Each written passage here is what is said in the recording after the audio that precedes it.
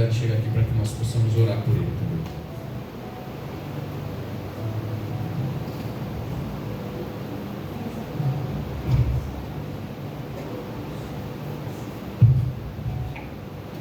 Amém.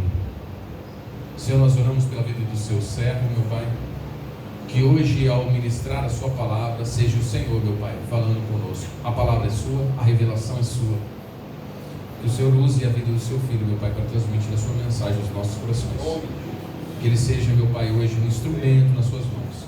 E que a sua palavra venha ocupar o espaço em nosso ser, para que se exaltamos e amadureçamos em fé, em nome de Jesus. Paz e graça, irmãos. Que Deus continue nos abençoando.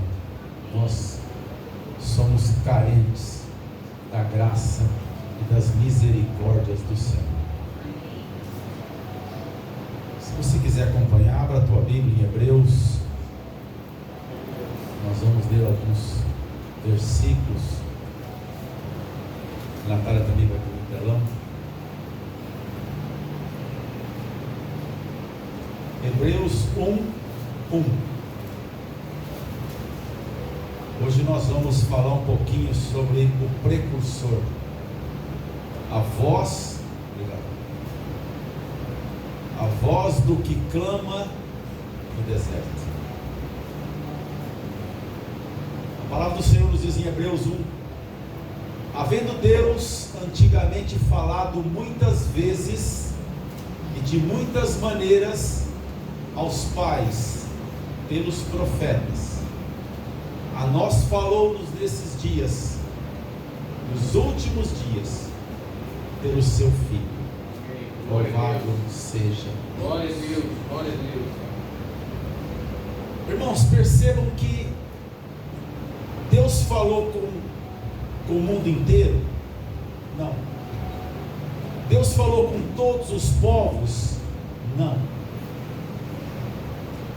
Deus falou com os nossos pais. Os nossos pais na fé.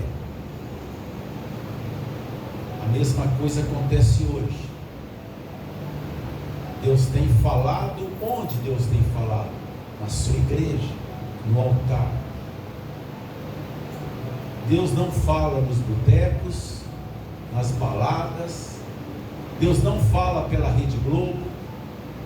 Deus não fala pelas novelas. Deus fala no seu altar, com o seu povo. E às vezes as pessoas estão carentes da voz de Deus. Por quê?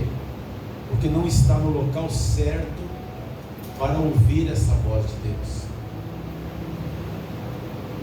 Falou pelo Filho.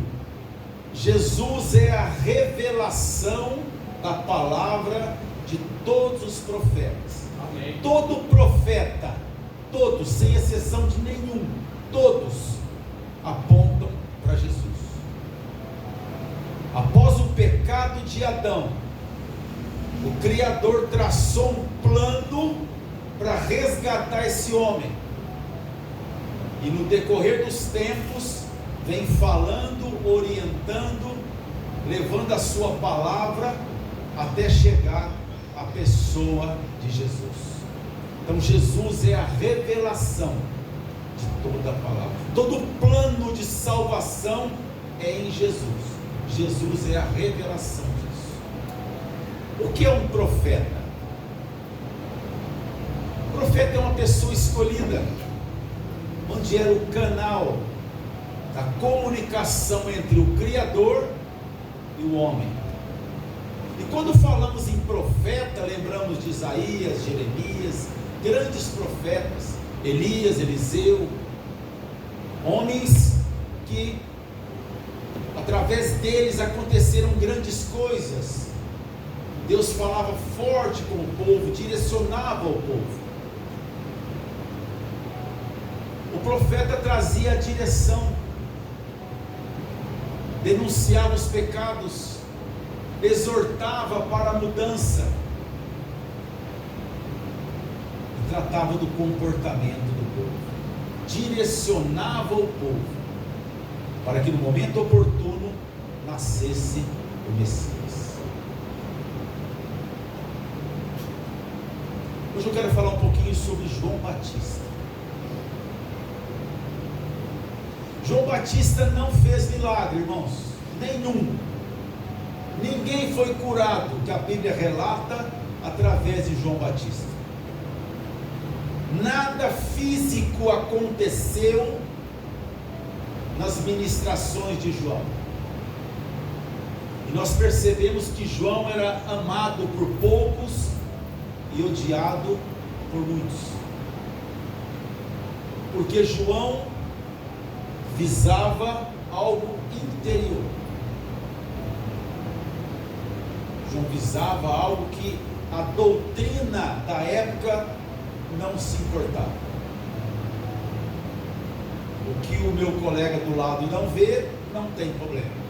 E João justamente falava de algo diferente. O que o teu colega não vê, mas o Criador vê. Prepara o caminho que ele está chegando. O Criador está chegando. O Verbo está chegando entre nós. O Criador vai pisar na terra como homem. Arrependa. Mude aquilo que ninguém vê. Mude a sua conduta, mude os seus pensamentos, mude as suas atitudes, porque o Criador vê e Ele está chegando. O reino dos céus está chegando. E por que havia necessidade de limpar o coração? Porque o rei chegando, o local de habitar dele seria o coração do homem. Então a necessidade de limpar o coração era muito grande. Em Lucas 7:28, a palavra diz assim: eu vos digo que entre os nascidos de mulher não há maior profeta do que João Batista, mas o menor do reino de Deus é maior do que ele. A missão de João Batista realmente era uma missão tremenda. Ele estava preparando. Irmãos, o que João Batista viu, todos os profetas, todos almejavam ver. Elias, Eliseu, Isaías, todos. E Isaías, o máximo que conseguiu foi ver um trono, um clarão, e ele ficou até perdido. E João Batista presenciou o cumprimento de todos os profetas que o antecederam. A pessoa em carne do Senhor Jesus Cristo. João Batista teve 2 encontros com Jesus, somente 2. Mas é onde está os 2? A Bíblia. O primeiro encontro foi no ventre. Sua mãe Isabel, grávida, encontra com Maria, e o ventre reverenciou o Criador. Olha, ficou até arrepiado. Que bênção! O reconhecimento do Criador no ventre da sua mãe. E João Batista tomou o seu rumo, ministrou a sua palavra,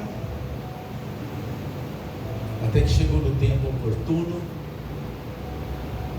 e Jesus veio se batizar com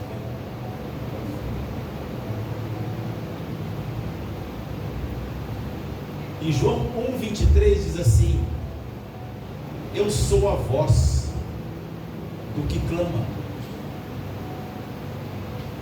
No passado, os profetas anunciavam a voz e a direção do Criador. João Batista diz: eu sou a voz do que clama. Quem clama? O Criador. João Batista emprestou a sua boca, a sua vida, para que o Criador clamasse pela boca dele. Às vezes nós lemos e eu sou a voz que clama. A voz que clama é a minha que clama, mas a voz do que clama é a voz de Deus na minha boca. Então hoje nós podemos tomar essa postura deixar Deus usar a nossa boca para falar para as pessoas: se arrependa, muda a sua vida, muda a sua história. É o que nós fazemos lá com os meninos. Deus está te dando uma oportunidade. Sai dessa. Eu não consigo. Consegue. Jesus venceu por mim e por você. Consegue. Quando eu estou sensível à presença dele comigo, eu consigo. Isso é marcante na minha vida, porque hoje trabalhando, sabe, corrido, loucura, e às vezes eu parava e falava: Jesus, o Senhor está comigo aqui, que bênção, eu estou sensível à tua presença, o Senhor está me abençoando, o Senhor me acompanha, o Senhor está comigo. Amém. Glória Então a Deus. eu pensando desta forma, eu acreditando nisso, eu consigo mudar a história da minha vida, tomar um novo rumo. E às vezes o mundo apresenta situações impossíveis de ser resolvidas, e as pessoas falam: como é que você encara isso? Como é que você aguenta? Aquele que está comigo é mais forte do que Glória a Deus, as situações amém. que estão lá. Eu tenho que acreditar nisso. Amém. O Messias veio para isso. Nós vamos ver no decorrer do texto. Eu sou a voz do que clama no deserto: faça o caminho reto para o Senhor, como diz o profeta Isaías.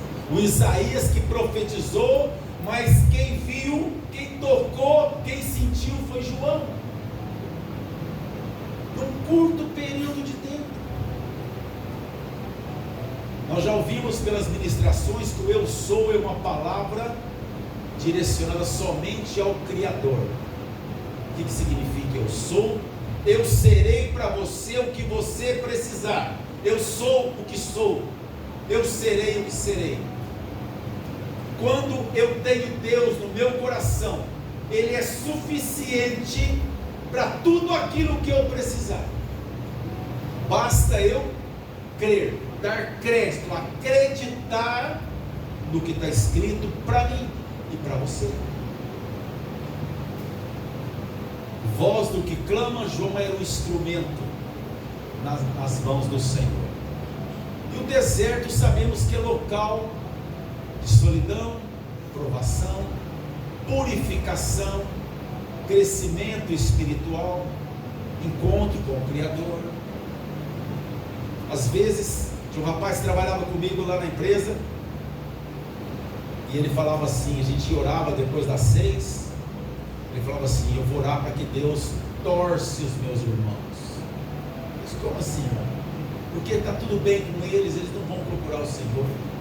Eles têm que ter um problema, eles têm que entrar num deserto, e quando ele entra num deserto, ele vai lembrar do Senhor, ele vai buscar Deus. Quando um filho está doente, quando você tem uma notícia ruim, você não falta de culto, você dá prioridade ao Senhor. Mas quando está tudo bem, o Senhor não é mais a prioridade para muitas pessoas, claro. Então parece que nós temos que estar sempre arrochado, sempre nos pés do Senhor, clamando. João pregava o arrependimento. O coração arrependido se torna mais sensível à voz do Senhor. Por quê? Quando falamos para os meninos lá sobre estar sensível à voz do Senhor, você começa a mostrar o que ele já passou, ele começa a lembrar o que aconteceu na vida dele, as situações, ele se torna sensível à voz do Senhor. E quando a gente está triste, irmão, quando você está no teu quarto chorando, quando você tem algo pesando, você fica sensível à voz de Deus. Deus, fala comigo, eu estou precisando da tua voz. Qual é a direção que eu tenho que tomar? Então no deserto estamos mais sensíveis à voz do Senhor. As pessoas saíam dos seus lares para ouvir a ministração de João. No deserto somos totalmente dependentes do Senhor, onde a nossa fé é fortalecida. Jesus inicia o seu ministério após o batismo de João. Depois do batismo, João é preso. E João preso, acontece algo interessante, que é o tema, que é a linha de raciocínio que nós vamos ministrar nesta noite. O batismo foi muito importante, o que aconteceu ali é tremendo, mas eu quero ressaltar algo que poucas pessoas ministram e chamar a tua atenção para isso. João manda alguns dos seus seguidores até Jesus.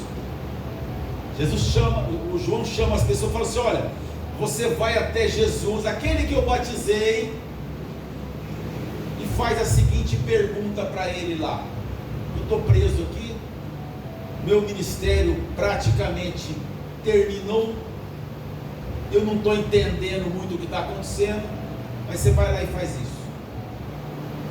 Porque ninguém sabia ou ninguém imaginava que o reino dos céus estava ali. Irmãos, nós não temos, como aqui não é monarquia, nós não temos noção o que é um reino. Se o rei de determinado país resolver vir para o Brasil e fazer uma visita, muda tudo, o negócio muda tudo, a estrutura é outra, a estrutura é para um rei.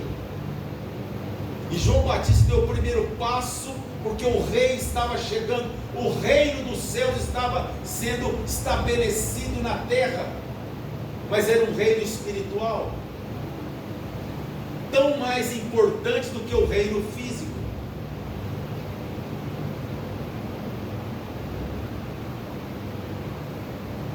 Lucas 7:19. E João, chamando 2 dos seus discípulos, enviou-os a Jesus, dizendo: és tu aquele que havia de vir, ou devemos esperar por outro? Irmãos, é maluco isso aqui. Maluco. Mas João ainda não tinha entendido o que estava acontecendo. Verso 20. E quando os homens chegaram junto dele quem? De Jesus, disseram: João o Batista enviou-nos para perguntar-te: és tu aquele que havia de vir, ou devemos esperar por outro? Eu queria estar lá para assistir isso. E Jesus maravilhosamente sábio, como sempre foi. Verso 21. E na mesma hora estava curando muitos de enfermidades e males e espíritos maus, e deu vista a muitos cegos. Ali havia cura física e cura espiritual. Verso 22. Respondeu então Jesus e disse: ide, anunciai a João o que tendes visto e ouvido, que os cegos veem, os coxos andam, os leprosos são purificados, os surdos ouvem, e os mortos são ressuscitados. Irmãos, aqui nesse momento, os discípulos de João Batista presenciaram os acontecimentos no meio da multidão. O que a multidão vem fazer na igreja, irmão? O que está aqui: enfermidade, dificuldade, necessidade e assim sucessivamente. Mas Jesus não terminou a frase, e diz assim: e aos pobres anunciar-se-ei o evangelho. é anunciado o Evangelho. Então peraí, então parece que tinha dois tipos de gente ouvindo o mestre ali. Tinha aqueles que iam em busca somente do físico, do material, da cura física, do bem-estar, e tinha aqueles que iam buscar o Evangelho, que ia ter um alimento espiritual. E é diferente hoje, irmãos, nas grandes congregações ou nas pequenas também. Esse texto me fez refletir os meus pedidos. A quantidade de pedidos que eu apresento ao Senhor, ele é mais físico ou é mais espiritual? Os meus pedidos são voltados mais para a cura de pessoas ou para conversões de afastados? Glória a Deus. Amém. Quando levantamos a mão na igreja, nós lembramos: a dona fulana está doente, o ciclano está doente, o bertano está doente. Mas a maior doença do ser humano é da alma. É por estar distante do Senhor, é por não ser sensível ao Senhor. Você pode estar na igreja mais ungida, mais abençoada do mundo, se você não estiver sensível à presença de Deus do teu lado, dentro de você, de nada adianta. E Jesus falou: você está vendo aí, ó, eu estou curando cego, coxo, está acontecendo milagres, mas tem um grupo de pobres que veio buscar o Evangelho, veio ser alimentado espiritualmente. E bem-aventurado é aquele que de mim não se escandaliza. O que é escandalizar? Ali para a época, a religiosidade era muito rígida. Como é que eu posso não ir no templo para adorar ao Senhor e estar aí com esse bando de gente que nem lava a mão para comer? Como é que eu posso ouvir esse homem que eu nem sei quem é? Como é que eu posso acreditar nesses milagres e nessa promessa dessa pessoa que eu nem imagino quem seja? Pela falta de intimidade com Deus, eles não reconheceram o Messias.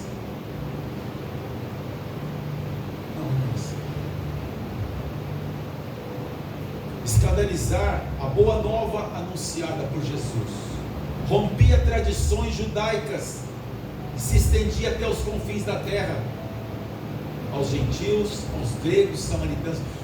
Eu sou judeu, a salvação é para o judeu, e vem esse camarada aí e fala que a salvação é para todos. Ele está chamando perdidos, prostitutas, ladrões, bandidos. A cura física e espiritual que ele anuncia estende a toda a nação, a todo o povo. Então o privilégio judaico cai por terra. Entende, irmãos, o conflito daquele momento? O que significava isso? Hoje dois partidos políticos brigam, querendo razão um com o outro. Naquela época era na religiosidade. Se você não tiver um ritual judaico, você não tem Deus. E vem Jesus o Galileu e fala: olha, você que é gentio, é grego, não importa, samaritano, vem a mim, eu vou te dar alimento, eu vou mudar a tua história, eu vou mudar a tua vida. Fique sensível a mim. Esse evangelho anunciado aqui não é para placa nazarena, mas aquele que passa na rua, não importa. E nós, como cristãos, não apontamos o pecado dele, mostramos Jesus para que ele se liberte do pecado. Lá na fundação fala para eles: eu não quero saber o que você fez.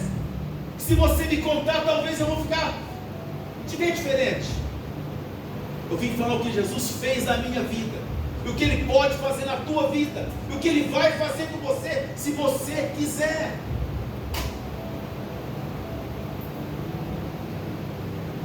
E é isso que Deus está falando com a gente hoje.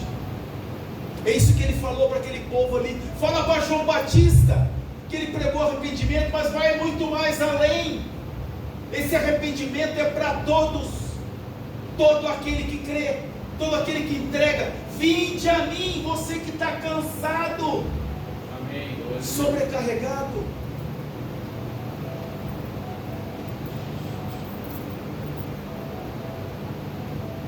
Aos pobres anuncia seu evangelho.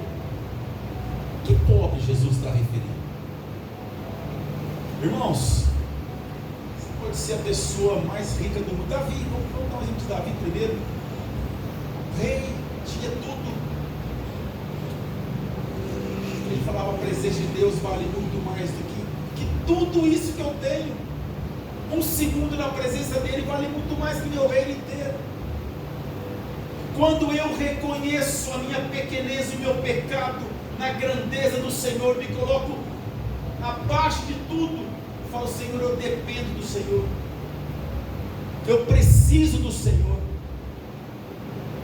Os bens que eu tenho não valem nada sem o Senhor, nada. A última ministração, por maior que seja a festa, por mais glamurosa, por maior, ela tem um prazo de validade, ela vai acabar em determinado momento, e a graça de Deus não acaba. Não acaba. Do dia que você entregou a tua vida para Jesus, você pode testemunhar isso.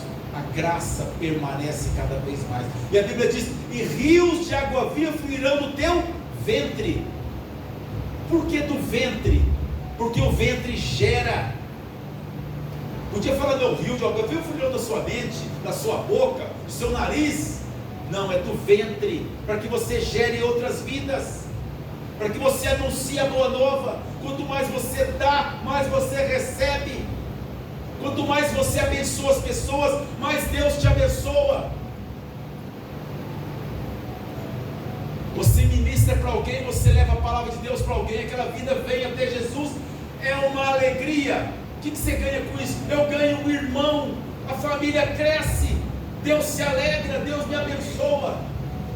E por que você faz isso? Para ser salvo? Não, eu já sou salvo. Nada que eu faça muda isso. Nada que eu faça.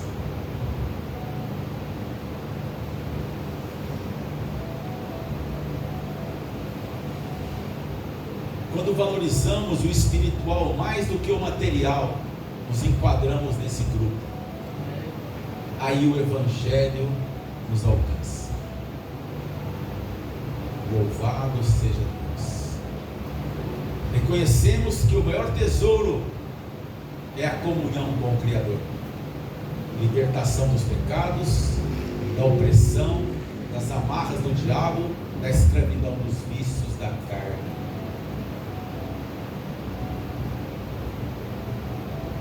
Em João 6:57, no texto diz assim: aquele que comer do meu corpo e beber do meu sangue, esse tem parte comigo. Eu pus esse adentro aqui só para a gente continuar a linha de raciocínio. Em determinado momento, Jesus estava com os discípulos e ele fala de comer o teu corpo e beber o seu sangue, apontando para a Santa Ceia. E muitos dali se rebelaram. Ele fala assim: aquele que não comer e beber não tem parte comigo. Quem de mim se alimenta viverá por mim. Quem de mim se alimenta viverá por mim. Eu me alimento do Senhor de sexta, de domingo, nos meios de semana, nas visitas, nos momentos que eu estou em oração. Eu me alimento do Senhor, para que Ele viva em mim. Esse desejo me faz feliz, mantenha a graça comigo. Mantenha a minha comunhão com o Senhor. Tapa os meus ouvidos pelas vozes do inferno. Dá discernimento no momento que eu mais preciso. E os discípulos começaram a ir embora. No verso 67, o Senhor fala: você quer ir também? Vocês 12 gostaria de ir? Pode ir também. A palavra está difícil? Pode ir. E o verso 68, Pedro diz ao Senhor: a quem iremos? Só tu tens palavra de vida. Que palavra? A palavra é o Evangelho. A palavra é que nos orienta. A palavra é que nos exorta. A palavra que nos direciona. A palavra que nos motiva. A palavra que nos livra do mal. É um composto. O Evangelho é um composto dentro da palavra de Deus.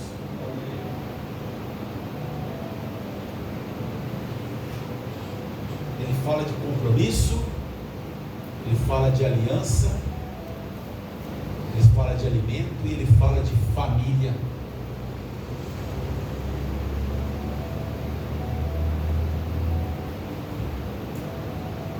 O Evangelho significa boa nova,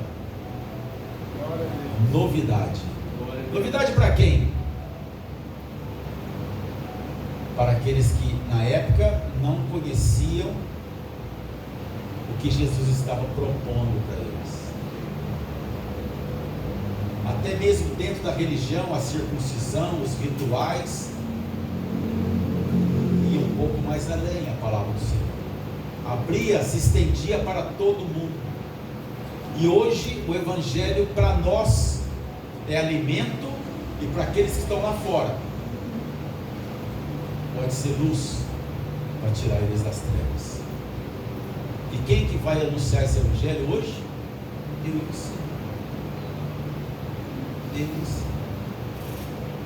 O Evangelho ministrado no altar é de uma forma, e o Evangelho ministrado na tua vida, lá fora, no teu trabalho, na escola, com o teu vizinho, com o teu amigo, ele continua.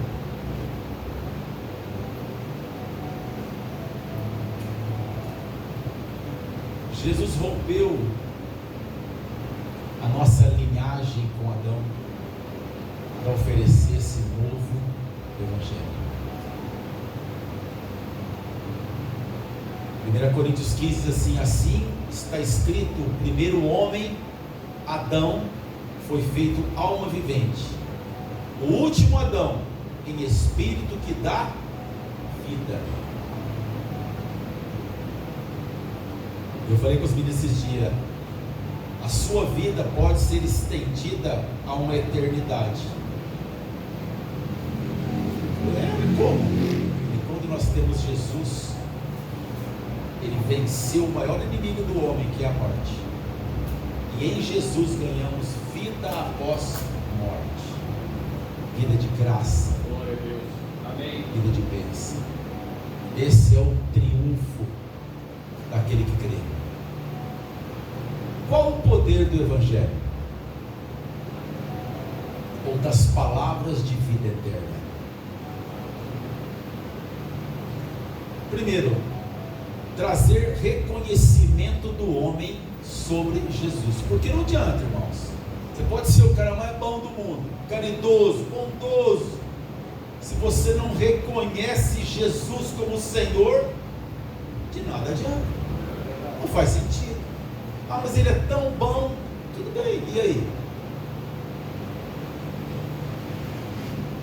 É reconhecer que houve uma morte e uma ressurreição. Essa é a base do Evangelho. Segundo, o Evangelho transforma a vida através do arrependimento. É um preço, é uma troca, porque a gente estudou, né? Dois corpos não ocupam o mesmo espaço. O pecado e a graça não ocupam o mesmo espaço.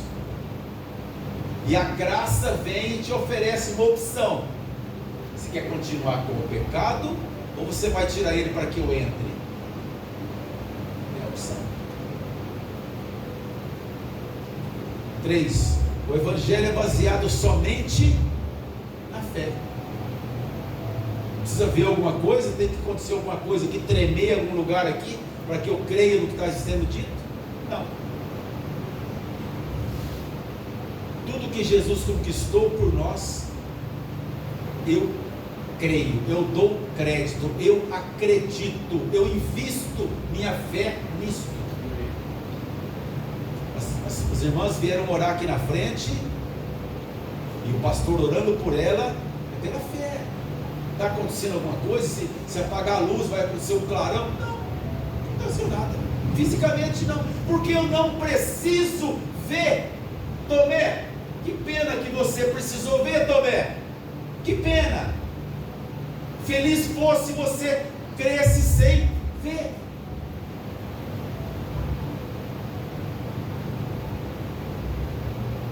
Quarto, o Evangelho é anunciado a toda criatura. Então tem pessoas especiais? Não, toda criatura. Não somente judeus, por isso que estamos aqui. Irmão, se Jesus não tivesse vindo, era só os judeus que estavam em adoração e nós aqui perdidos de tudo. Só chegou a nós pela misericórdia e pela graça do Senhor Jesus. Amém. Quinto, o Evangelho é vivo, onde o autor habita nele. O autor do que estamos falando habita em nós. Ele que nos sustenta diariamente. Sexto, o Evangelho nos dá certeza da salvação. Como é difícil, né, as pessoas acreditarem nisso. Você tem certeza da salvação? Não sei, eu não sou digno, eu não mereço. Não merece, ninguém merece, ninguém é digno. É algo gratuito. A partir do momento que eu tiro o que está ruim, para que entre o que está perfeito, que é o Criador. O reino dos céus habita em mim, em nós. Por mérito? Não. 7. O Evangelho nos orienta a viver uma vida transformada segundo a vontade do Criador. Eu falo sempre aos meninos lá, nós estamos aqui, os pastores vêm para cá, deixam seu lar, para trazer uma opção. Aqui é para cada um de nós também, a porta está aberta, não fecha. Você tem uma opção de levantar, tomar um banho, falou, olha, eu vou sair da televisão, eu vou no culto. É uma opção tua. Estou cansado, mas vou mostrar para o Senhor de que lado eu estou. Lá eu vou me alimentar mais do que na televisão. E você vem e entra por essa porta e é abençoado. Como pode levantar e sair embora? Somos livres. Mas a opção que eu tomei é falar, Jesus, eis-me aqui.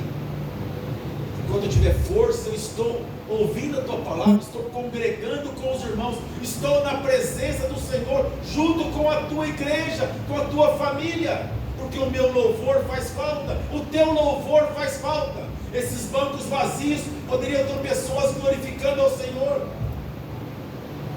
Se é um motivo bacana, tudo bem, mas se é um motivo torpe, é porque não tem um espinho grande. Porque não tem uma doença grave. Se tiver doença grave, olha, o queridão, não vai dar para fazer visita hoje, mas eu vou no culto, porque eu tenho algo a pedir para o Senhor. São prioridades que nós não entendemos.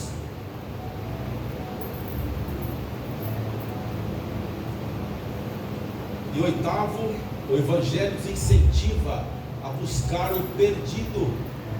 A buscar, irmãos, a buscar. Você sentir no coração por alguém, vai até a pessoa. Hoje, uma cliente agora de tarde deixou o carro comigo lá e ela foi buscar o carro, até sair mais tarde. Falei, meu Deus, será que não vai dar tempo? E eu falei para ela, eu vou ministrar hoje, você não gostaria de ir no culto? Ela falou, não vai dar. E parou o assunto. Eu voltei de novo, falei, você frequenta alguma igreja? Ela falou, sou filho de pastor. Meu pai é pastor em Franca.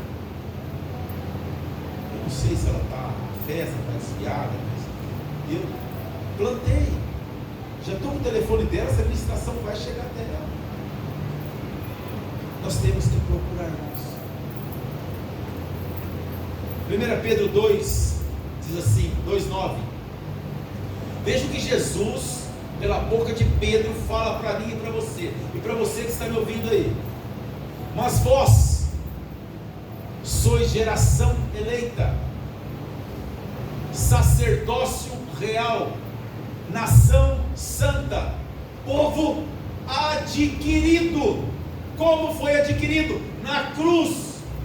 Eu fui comprado na cruz. Os meus pecados foram pagos na cruz. Eu devo um favor impagável ao Senhor Jesus. Eu estava condenado à morte eterna. Ele pagou um preço por mim. Não tem preço, o que eu faço não vai pagar nunca. Nunca. Aquela pessoa deu um presente para nós, nós temos que valorizar ela. Então ela convidou a gente, é longe, mas vamos fazer um sacrifício, né, bem? A gente ir lá visitar ela, tudo bem, bacana. Mas aquele que morreu por mim e por você, qual o sacrifício que estamos fazendo para cultuá-lo? Qual? Qual é a prioridade? Irmãos, às vezes a palavra fica dura, mas vai ser cobrado de mim e de você. Vai ser cobrado. E no dia não vai perguntar qual a religião que você tinha. Se era nazareno, se era católico, o que você era? Não. Qual a prioridade que você tinha comigo? Qual a prioridade? E sempre que eu ministro isso, eu lembro do pastor Joel. Um homem desenganado, não tem músculo, ele não consegue segurar um papel, a mão dele é torta, ele sente dores nas pernas, não falta de um culto. E um dia ele falou para mim, eu venho porque o que o Senhor Jesus fez por mim é impagável. É com dor que eu venho, porque eu sou grato a Ele todo dia, pelo que Ele fez por mim. E aquilo marcou minha vida.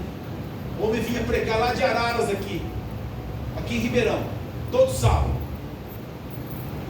sentado num banco que não aguentava ficar em pé, não aguentava levar a Bíblia até o púlpito, nunca faltou um culto.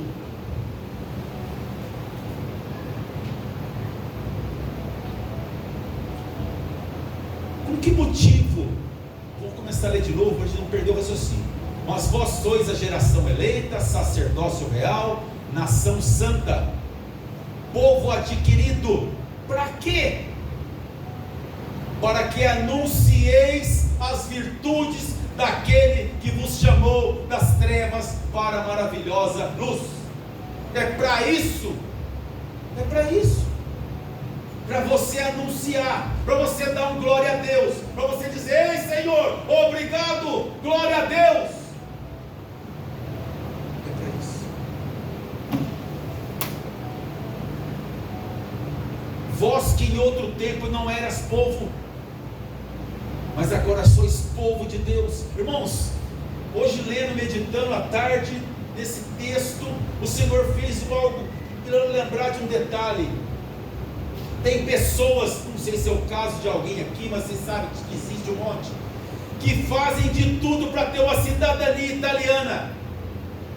A minha família, meu irmão está atrás da cidadania para o filho dele, minha prima para os filhos dela, e já tem todo mundo com 2 passaportes, paga, vai em São Paulo um monte de vezes, chega lá no consulado, é humilhado, volta para trás, e vai e volta, e vai e volta, para ter uma cidadania italiana. E o dia que ele morreu, o passaporte dele vai para o lixo, para cidadania e tudo. E poucos se investem na cidadania do céu. Se tiver que ficar na fila igual fica no consulado em São Paulo, não fica. Não fica. Se tiver que pagar, então piorou. Então as prioridades, o mundo abre prioridades para quê? Para ofuscar, para apagar o que a palavra de Deus nos orienta sobre vida eterna. O mundo não sabe o que está do lado dessa parede para lá, que é a morte. O cristão sabe, eu vou para lá e o Senhor me aguarda, está preparando um lugar para mim, eu tenho um lugar com o Senhor. O cristão tem que acreditar nisso. Na fundação eu falo para os meninos, de trás dessa parede aqui, ó, que é a morte, a hora que eu passar para lá, eu sei o que vai acontecer de lá. Você sabe? Não. Você sabe? Não. Por que você não sabe? Porque você não entregou a tua vida para Jesus. É por isso que você não sabe. Vós em outro tempo não eras povo, mas agora sois povo de Deus, que não tinha alcançado misericórdia, mas agora alcançou misericórdia. Você alcançou misericórdia.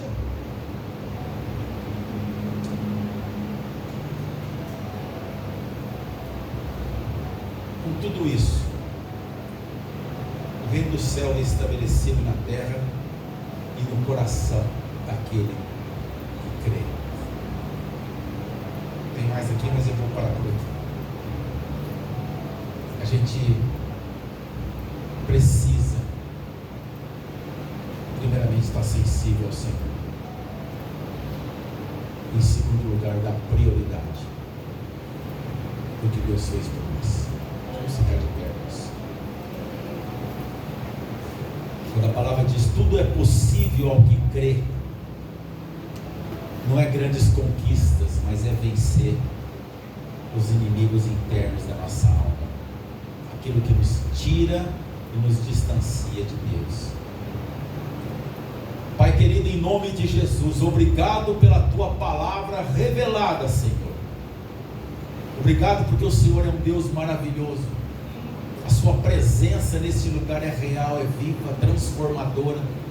O Senhor muda história, Senhor, muda comportamento. O Senhor nos liberta de todos os males que nos distancia do Senhor. O Senhor reúne a tua casa, a tua família, os teus. Obrigado por mais uma oportunidade de falar o teu nome, Senhor. Abençoa cada um de nós, nos guarda, nos protege.